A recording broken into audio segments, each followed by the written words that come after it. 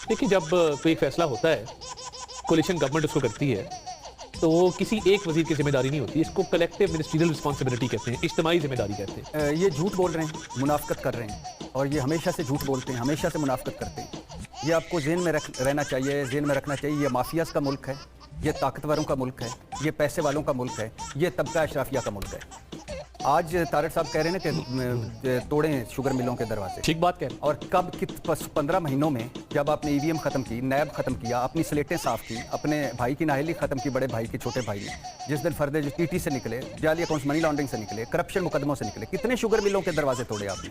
शरीफों की हैं शुगर मिलें, आसिफ जरदारी एंड कंपनी की हैं शुगर मिलें, इमरान खान के जो पुराने साथी थे जो छोड़ गए उनकी हैं शुगर मिलें।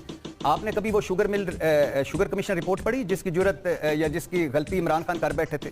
362 सफ़ात की वो जो शुगर कमीशन रिपोर्ट थी,